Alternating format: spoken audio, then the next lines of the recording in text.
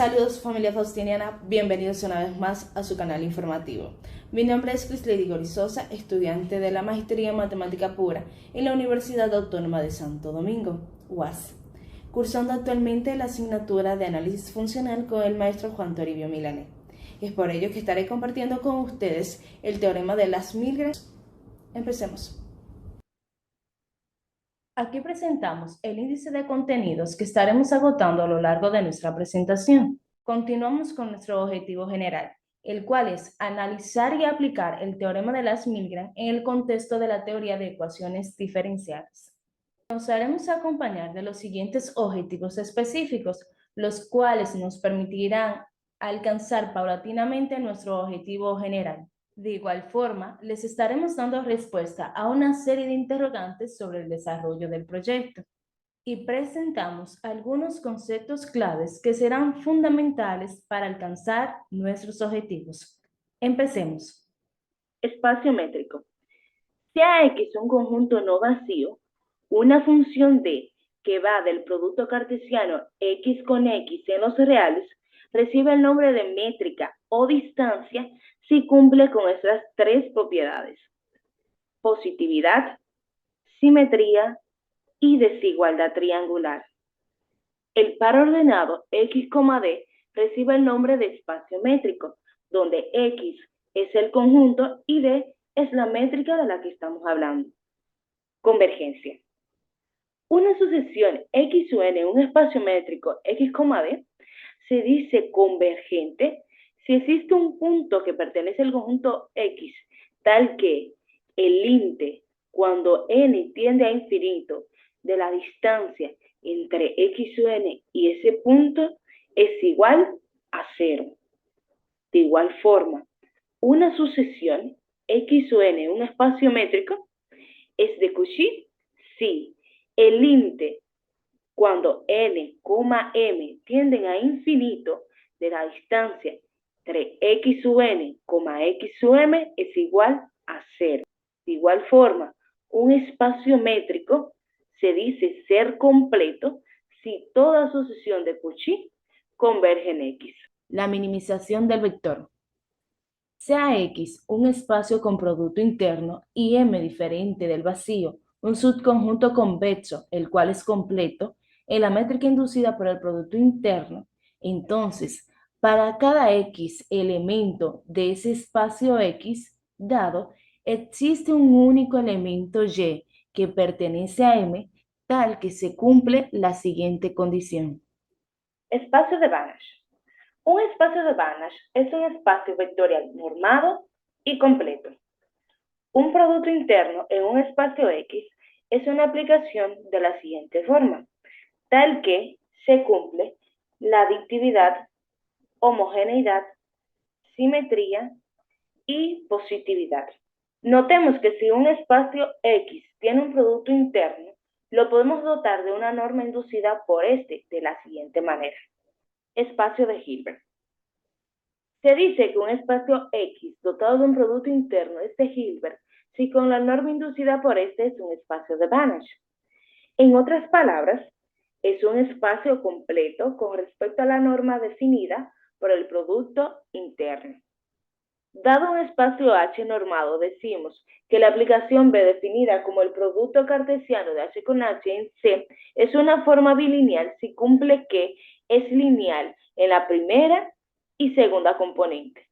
Se dice que una transformación lineal T definida en un espacio normado está acotada si hay una constante positiva K, tal que la norma de la imagen de cualquier vector X bajo T es siempre menor o igual a K por la norma de X. Esto se cumple para todos los vectores en el espacio normado X. La norma de una transformación lineal T está dada por el supremo de la razón entre la norma de la imagen de X bajo la transformación lineal T y la norma del vector X, donde X es diferente del vector nulo.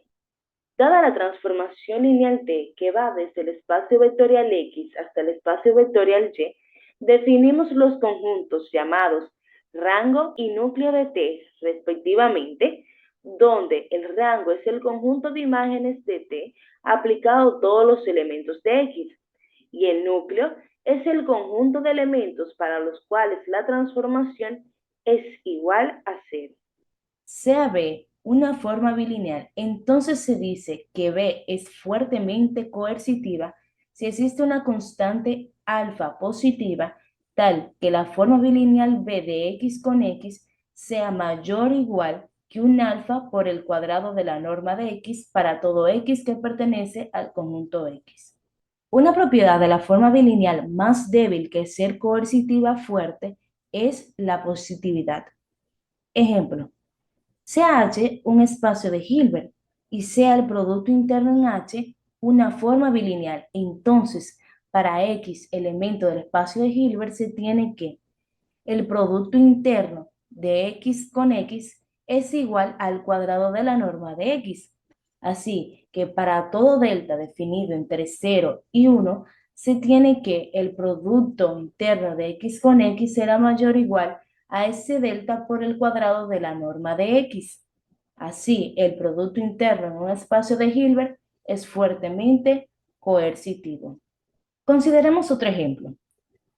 Tomemos la forma bilineal que toma valores en los reales y devuelve un número real, definida como la forma bilineal b de x, y, que es igual a x por 3y. Esta forma es coercitiva, pues la forma bilineal b de x con x es igual a 3x al cuadrado, lo que es menor o igual a delta por el cuadrado de la norma de x, que a su vez es igual a delta por x al cuadrado, para un delta definido al intervalo 0,3. Aquí podemos ver en GeoGebra la comparación de nuestra forma bilineal y el cuadrado de nuestra norma. Por lo tanto, hemos comprobado que nuestra forma bilineal es coercitiva. Consideremos la forma bilineal que mapea pares de elementos de un espacio vectorial X al cuerpo K. Diremos que B es acotada si existe una constante positiva tal que la norma de B es menor o igual a gamma por el producto de las normas de X y Y para X y Y elementos del espacio vectorial.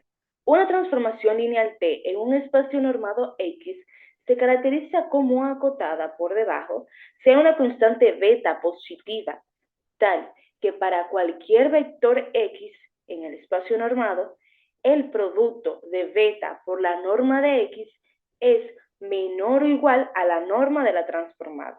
Funciones de soporte compacto. Se dice que una función tiene soporte compacto si la adherencia del conjunto donde no es nula conforma un conjunto cerrado y acotado. Veamos el siguiente ejemplo. Sea f definida de los reales a los reales una función definida de la siguiente manera. Entonces, en la adherencia del intervalo abierto negativo 1,1, que es igual al intervalo cerrado de negativo 1,1, es cerrado y acotado. Por lo tanto, la función es de soporte compacto. Aquí hemos construido un script para poder visualizar nuestra función f. Con lo que tenemos a nuestra función que es de soporte compacto definida en el intervalo cerrado negativo 1,1. Aquí tenemos otro ejemplo. Sea g una función definida de los reales a los reales, definida de la siguiente manera. Aquí podemos ver la gráfica de nuestra función g de x. Como pudimos ver en la gráfica, esta función va desapareciendo en el infinito. Es decir, cuando el límite de g de x, cuando x tiende a infinito, se hace cero, no es de soporte compacto, pues su adherencia no es acotada. Operador lineal. Un operador lineal T es un operador tal que el dominio de T es un espacio vectorial y el rango de T se encuentra en un espacio vectorial con entradas al mismo campo. Para todo x, y que pertenece al dominio del operador y un escalar beta, se cumple que el operador de x más y es igual al operador de x más el operador de y. Y el operador de beta por x es igual a beta por el operador de x. Desde ahora haremos la notación t de x igual a tx por simplicidad. El espacio nulo, sea T un operador lineal, El espacio nulo de T es el conjunto de X que pertenece al dominio de T, tal que el operador de X es igual a 0. Operador lineal inverso.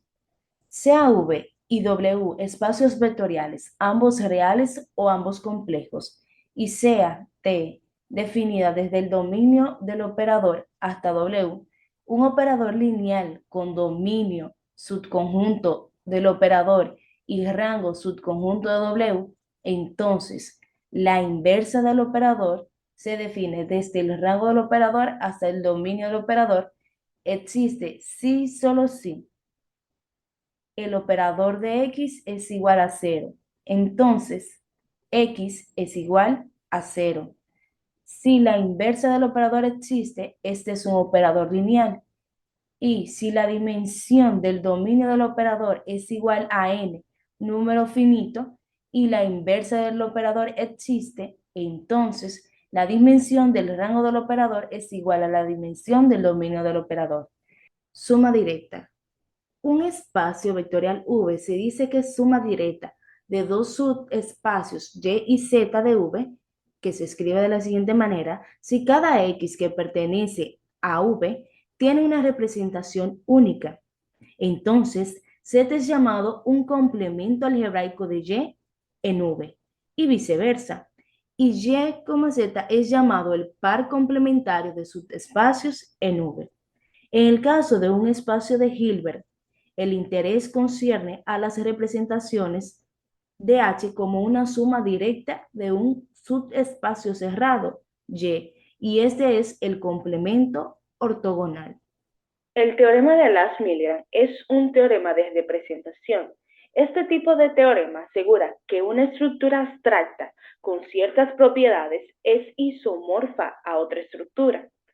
El nombre se debe a la idea de que un elemento en la segunda estructura representa aquel con el cual está identificado en la primera vía del isomorfismo. Por su parte, el teorema de Lash-Milgram asegura que las formas bilineales sobre un espacio de Hilbert son representables por elementos del dual de dicho espacio.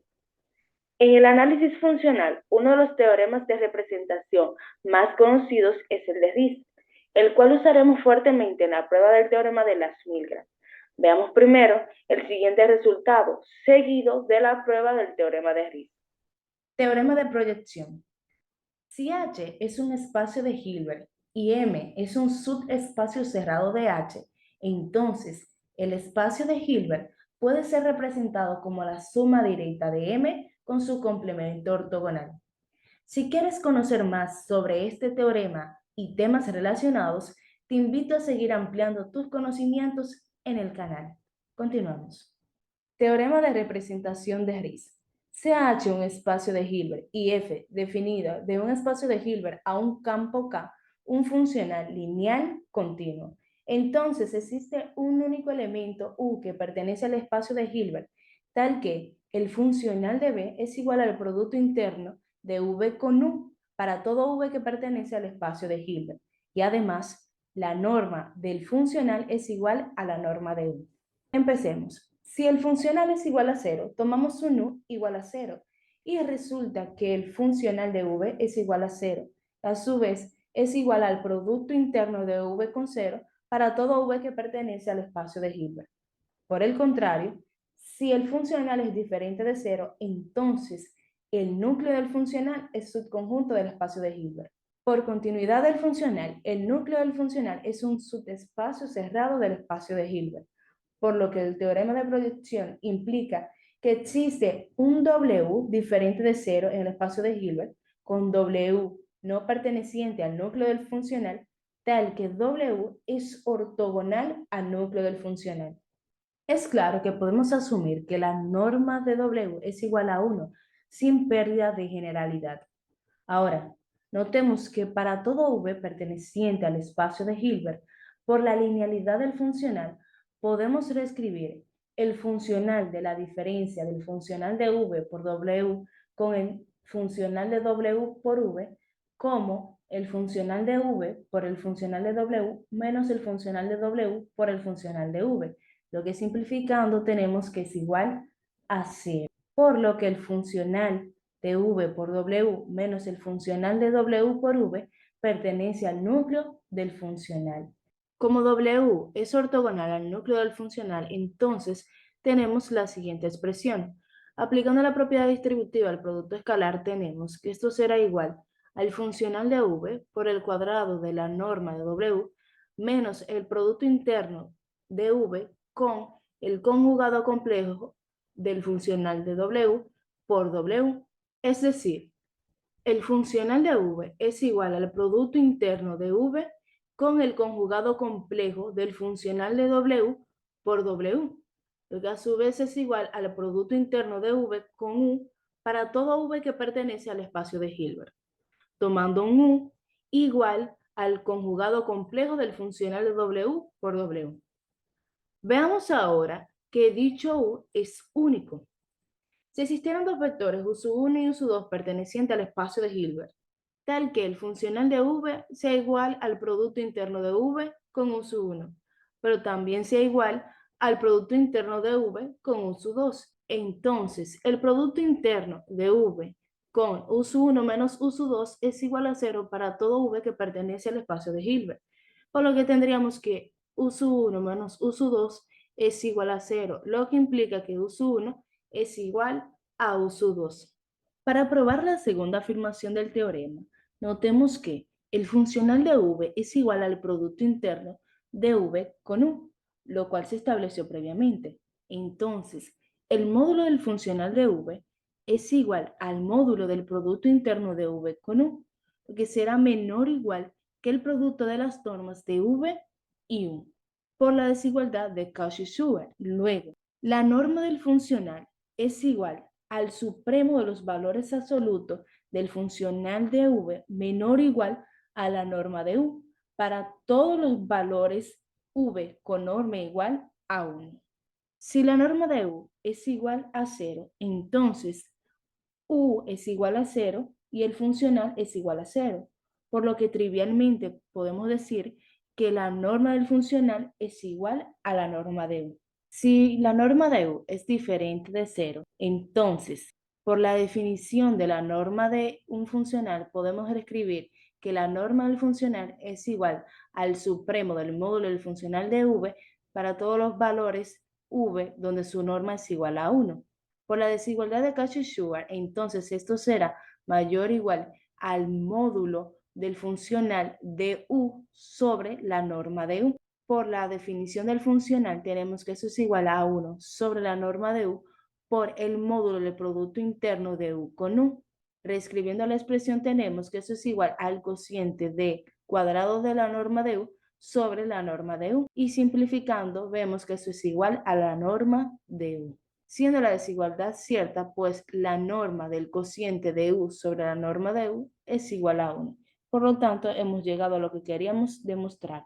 Lo último que haremos antes de dar paso al teorema será probar un par de lemas técnicos útiles para su demostración.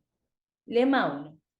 Sean V y W, espacios normados, una transformación lineal definida de B a W, acotada por debajo, admite inversa continua, definida del rango de la transformación a B. Empecemos.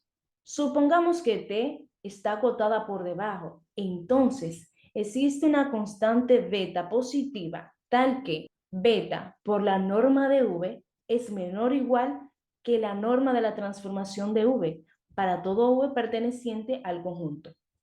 Ahora demostremos que la transformación es inyectiva. Luego tenemos que para un V perteneciente al núcleo de la transformación, si V pertenece al núcleo de la transformación, entonces la transformación de V es igual a 0, lo que implica a su vez que la norma de la transformación de V es igual a 0, pero también que la norma de V es igual a 0 y que V es igual a 0, por lo que el núcleo de la transformación es igual a 0 y la transformación es inyectiva. Por lo tanto, existe una transformación inversa definida desde el rango de la transformación a B.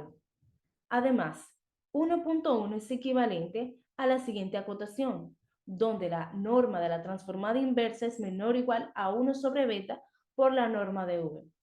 Es decir, La transformada inversa es acotada y por lo tanto continua. Lema 2. Sea B un espacio de Banach y T definido de un espacio de Banach a un espacio de Banach un operador lineal y continuo. Si el operador está acotado por debajo, entonces el rango del operador es cerrado en B. Empecemos. Sea Z sub n una sucesión en el rango del operador, tal que Z sub n tiende a Z para Z elemento del espacio. Al ser el operador acotado por debajo, por el lema 1 sabemos que es inyectivo, por lo que existe una única sucesión B sub n en T, tal que la sucesión Z sub n sea igual al operador de B sub n para todo n perteneciente a los naturales. Entonces, la norma de Z sub n menos Z sub m es igual a la norma del operador de B sub n menos el operador de B sub m. A la vez es igual a la norma del operador de la diferencia de B sub n menos B sub m, lo cual será mayor o igual a una constante beta multiplicada por la norma de la diferencia de B sub n con B sub m. Pero la sucesión Z sub n es de Cauchy, y de la desigualdad anterior se sigue que la sucesión B sub n también es de Cauchy. Luego, como B es de Hilbert, la sucesión B sub n converge a algún elemento V perteneciente a B. Y como el operador es continuo, Z será igual al límite de la sucesión Z sub n cuando n tiende a infinito, que a su vez es igual al límite del operador de B sub n cuando n tiende a infinito, que es igual al operador de V. Es decir, Z pertenece al rango del operador y por lo tanto el rango del operador es cerrado. Teorema de Las-Milgram. Sea H un espacio de Hilbert real y B que va desde el producto de H con H a los reales una forma bilineal acotada y coercitiva, si F que va desde el espacio de Hilbert a los reales es un funcional lineal acotado, entonces existe un único Y sub 0 que pertenece al espacio de Hilbert, tal que la forma bilineal X, Y sub 0 es igual al funcional de X para todo X que pertenece al espacio de Hilbert. Más aún, si la forma bilineal es simétrica, entonces Y sub 0 es el valor mínimo de la función j de v, que está definida como un medio de la forma bilineal v con v menos el funcional de v para todos los elementos v del espacio de Hilbert. Demostración. Para cada elemento U que pertenece al espacio de Hilbert, la aplicación B sub que va desde el espacio de Hilbert a los reales, que a cada elemento V que pertenece al espacio de Hilbert le asigna una forma bilineal, es un funcional lineal acotado sobre un espacio de Hilbert, por lo cual el teorema de representación de Riesz afirma la existencia de un único elemento W que pertenece al espacio de Hilbert y que satisface que la forma bilineal B de U, V es igual al funcional lineal de V acotado sobre el espacio de Hilbert y a su vez es igual al producto interno de W con V para todo V que pertenece al espacio de Hilbert. ¿Cómo podemos hacer esto para todo elemento U que pertenece al espacio de Hilbert?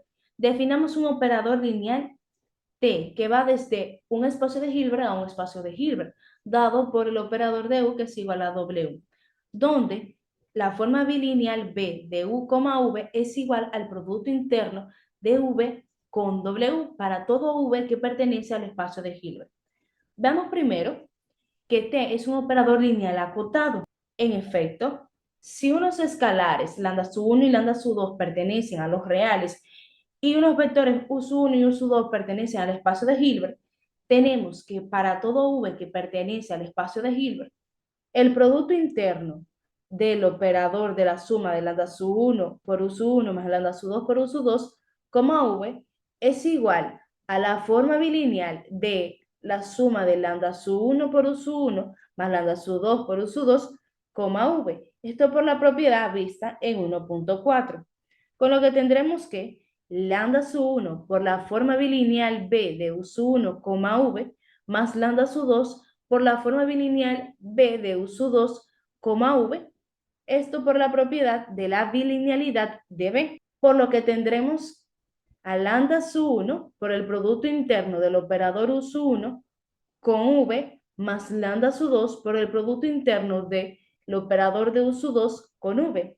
Esto por la misma propiedad vista en 1.4, lo que será igual al producto interno de la suma de lambda sub 1 por el operador de U sub 1 más lambda sub 2 por el operador de U sub 2, V, por la propiedad de linealidad del producto escalar.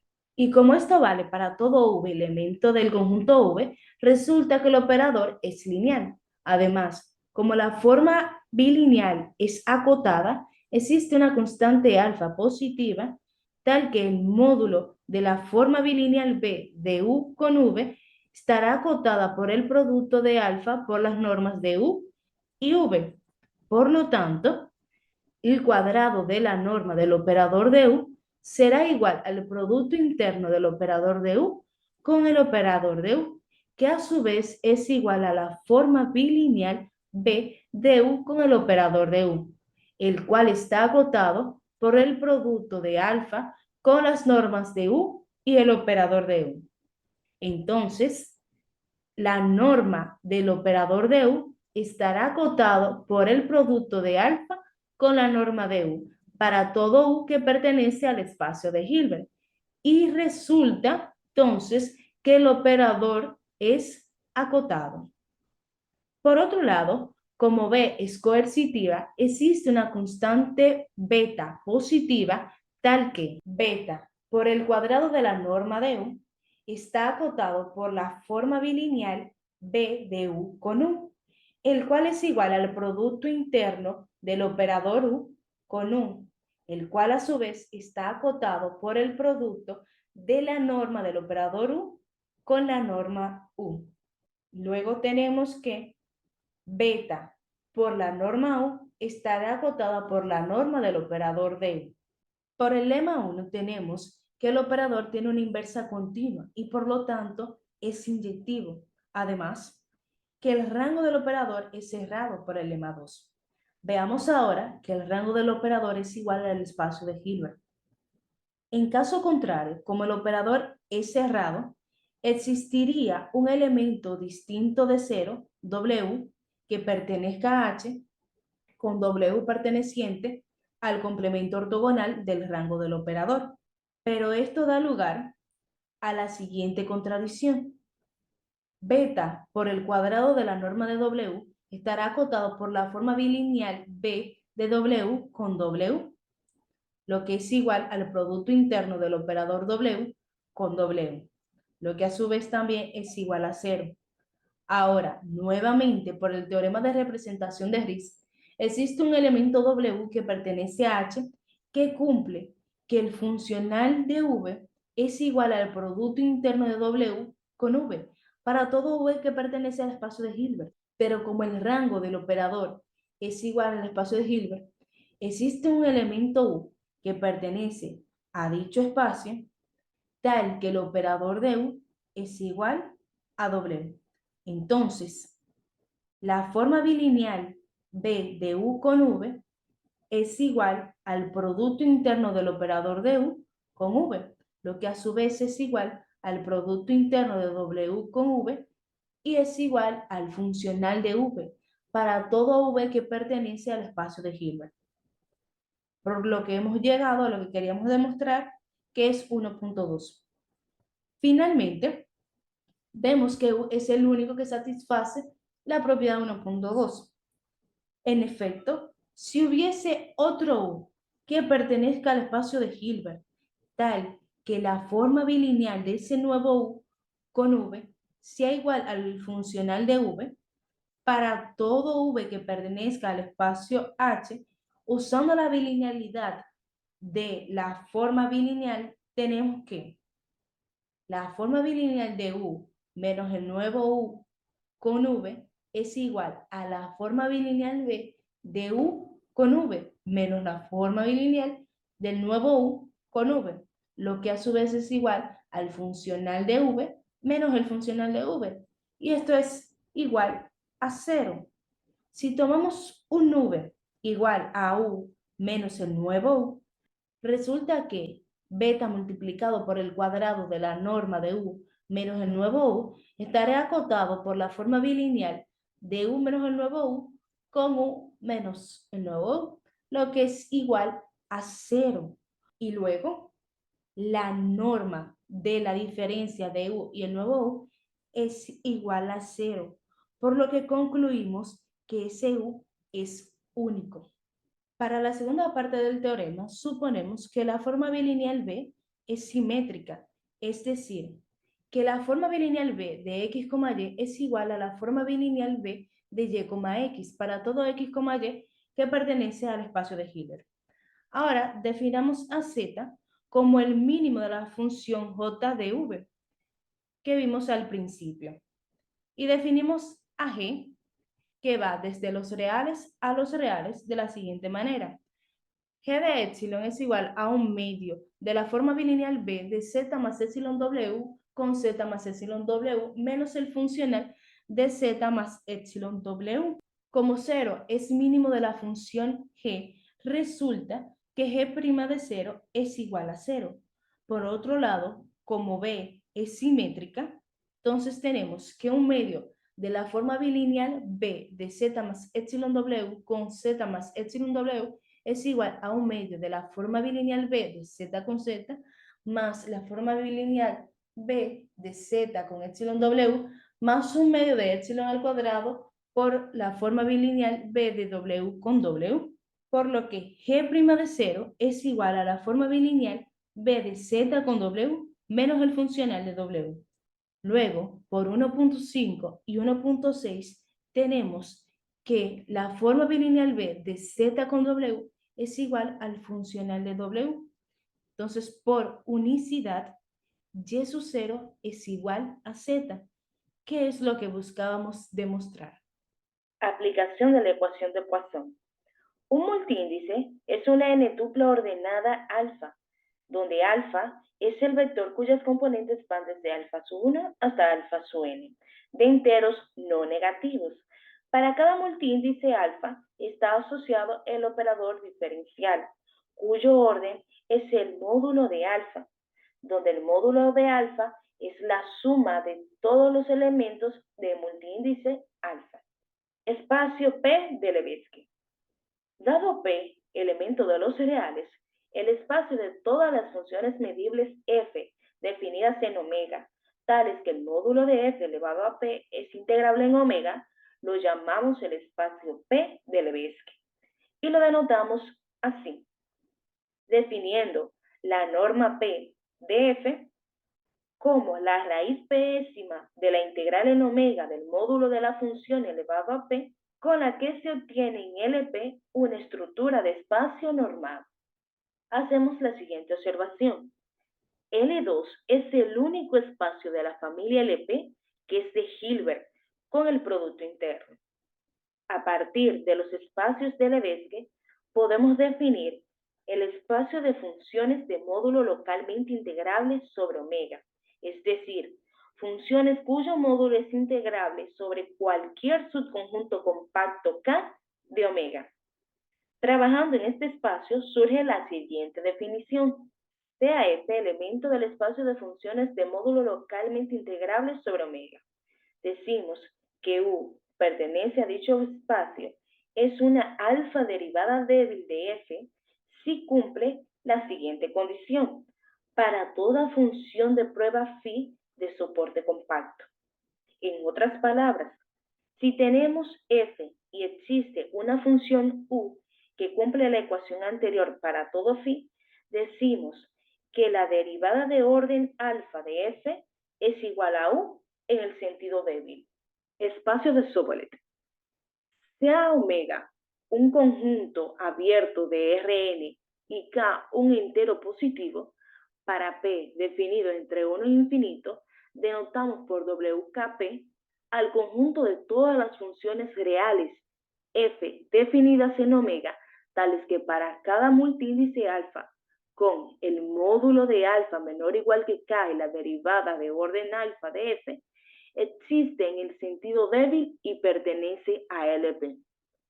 A WKP se lo llama espacio de Sobolev de orden Kp, donde K representa el número de derivadas parciales que son integrables en LP. P representa el exponente de la norma en el espacio LP, indicando el grado de la integrabilidad de las derivadas. Y omega es el dominio sobre el cual se define el espacio de Sobolev. Notemos que el espacio de Sobolev es un espacio vectorial con norma. Además, dado que las derivadas son tomadas de la manera débil, el espacio es completo, es decir, es un espacio de Banach. En el caso de P igual a 2, definiendo el producto interno, tenemos que el espacio de Sobolev es un espacio de Hilbert. Denotamos HK al espacio de Sobolev cuando P es igual a 2. Con el producto interno definido arriba, tenemos que la norma en HK de una función f se expresa como la suma de las normas en L2 de las primeras k derivadas de f. Ejemplo, CF de x igual al valor absoluto de x, entonces la función pertenece al espacio de Sobolev de funciones que son absolutamente continuas en el intervalo cerrado y cuya derivada débil hasta el orden 1 pertenece al P, donde P es un número positivo. Esto se debe a que la función f de x es absolutamente continua y su derivada f' de x existe en todos los puntos excepto x igual a 0. En el contexto de espacios de Sobolev, la derivada f' de x se interpreta como la derivada débil de f de x, dado que la derivada de f de x es igual a g de x, es decir, a la función signo. La derivada débil de f de x existe y pertenece a LP para cada p definida desde 1 a infinito. Ahora te invito a probar que la función signo es derivada débil para la función valor absoluto. Por otro lado, G no pertenece al espacio de Sobolev para ningún p que va desde 1 a infinito. Esto se debe a que la función signo no es absolutamente continua y su derivada no existe en el sentido de distribuciones para x igual a 0. Aunque la función g de x es integrable en LP para un p mayor o igual que 1, su derivada g' de x, la delta Dirac en x igual a 0, que veremos más adelante, no pertenece a LP para un p que va desde 1 a infinito, lo cual es una característica esencial para que una función pertenezca al espacio W1P. Esto ilustra cómo propiedades como la de derivadas débil pueden influir en la inclusión de funciones en espacios de Sobolev. Desigualdad de Poincaré. La desigualdad de Poincaré es un resultado importante en el ámbito de las ecuaciones en derivadas parciales y espacios de Sobolev. Ella nos dice que sea omega un conjunto abierto, acotado y no vacío, subconjunto del espacio Rn, entonces existe una constante positiva que depende solo de omega, tal que la norma L2 de una función en omega está acotada por la norma en el espacio de Sobolev que incluye la norma L2 de la función y su gradiente. La constante C es esencialmente una medida de cuánto se extiende la función en el conjunto omega en términos de su gradiente. Esto para todo U que pertenece al espacio de funciones cuyas derivadas en el sentido de Sobolev hasta orden 1 son cuadrado integrables en omega. Una observación importante es que la desigualdad de Poincaré implica que la norma de una función U en el espacio de Sobolev H01 de omega se puede definir mediante la norma L2 de su gradiente. Es decir, la desigualdad de Poincaré proporciona una relación que permite utilizar la norma del gradiente para caracterizar la norma en el espacio de Sobolev. Esta parte nos indica que la norma H01 de omega que acabamos de definir es equivalente a la norma H1 de omega en el mismo espacio de Sobolev. Es así que el espacio H01 de omega con la norma en dicho espacio resulta ser también un espacio completo. La ecuación de Poisson. Una de las aplicaciones más comunes del teorema de Lasse-Milgren en las ecuaciones diferenciales parciales es la famosa ecuación de Poisson. La ecuación de Poisson es de gran utilidad para la electroestática, la ingeniería mecánica y la física teórica. Su nombre se debe al matemático, geómetra y físico francés Siméon Denis Poisson, quien la publicó en el 1812 como corrección de la ecuación diferencial parcial de segundo orden de Laplace para la energía potencial. Es utilizada, por ejemplo, para describir el campo potencial causado por una cierta carga. Una vez conocido el campo potencial, se pueden calcular el campo gravitacional y electrostático.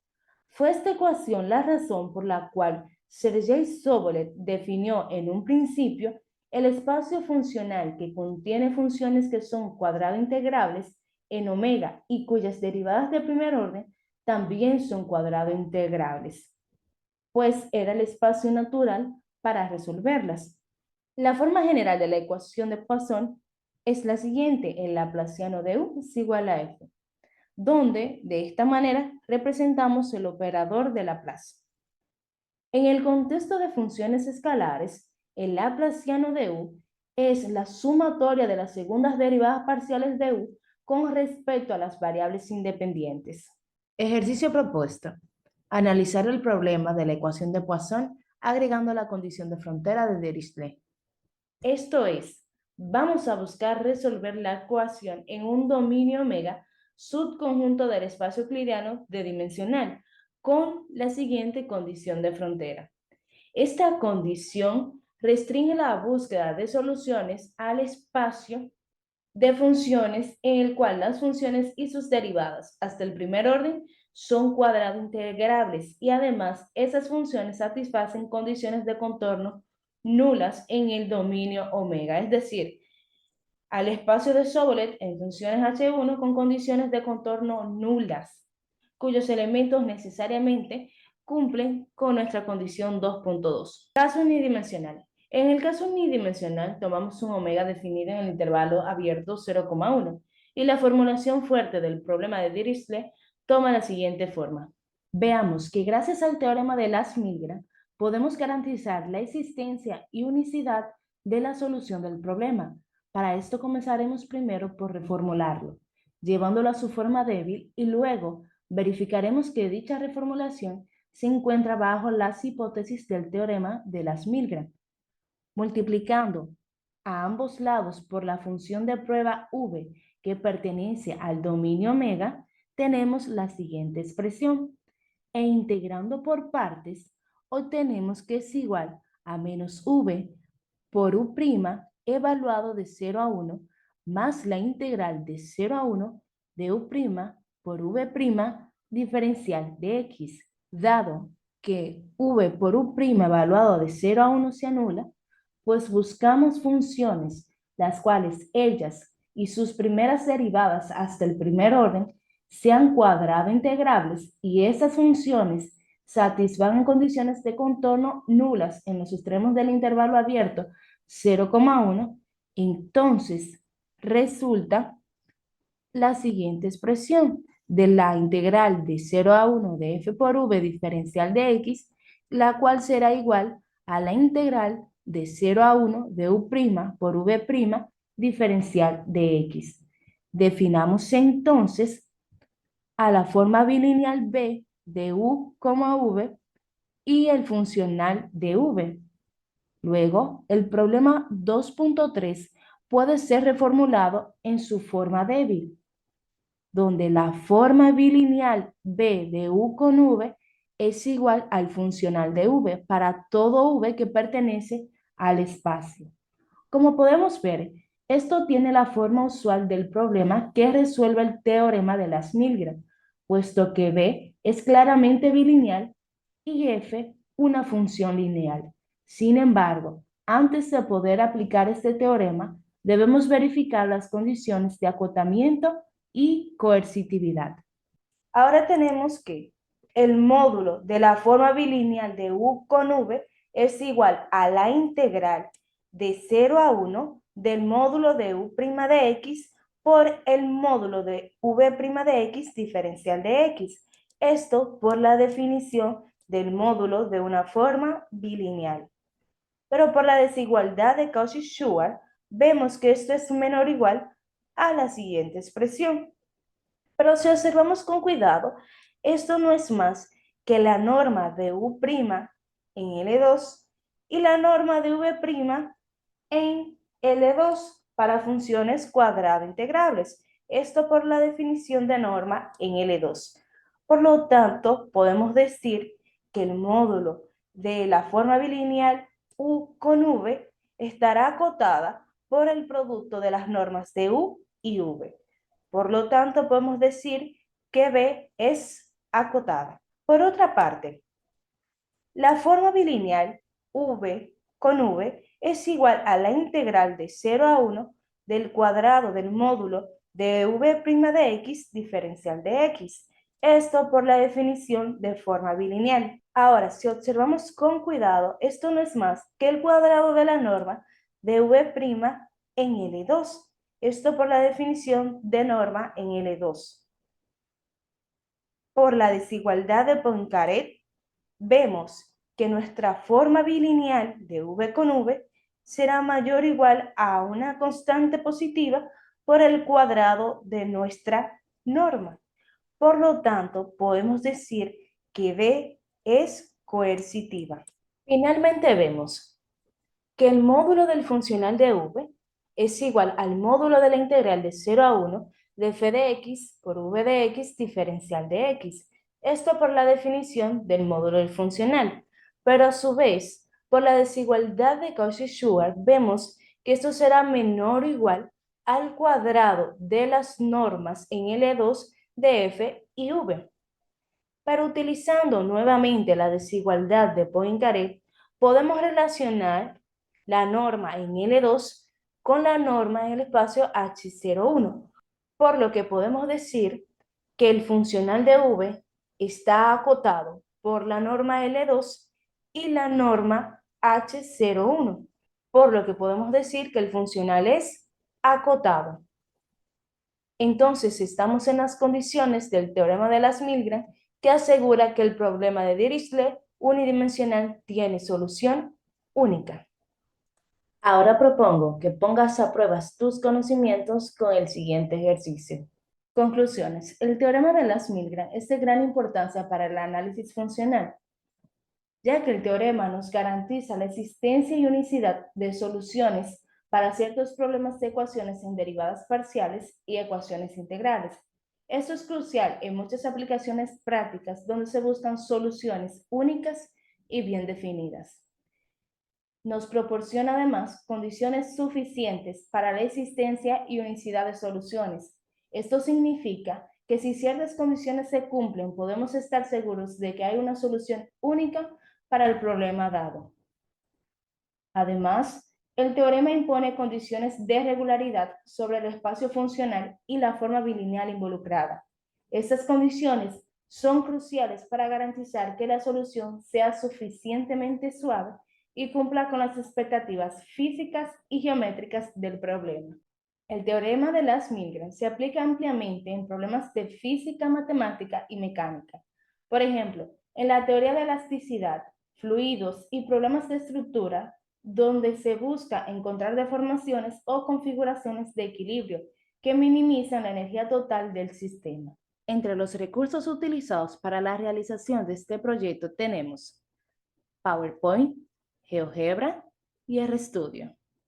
Entre las referencias bibliográficas utilizadas para la realización de este proyecto están Aplicación del análisis por elementos finitos en la ingeniería naval de José Manuel Cubo Pérez, Introductory to Functional Analysis with Applications de Erwin Kreising, y Análisis Funcional de Bernardo Cascales, José Manuel Mira, José Orihuela y Matías Raja.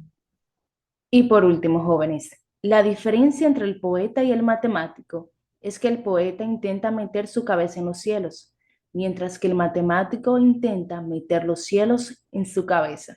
Gilbert K. Chesterton.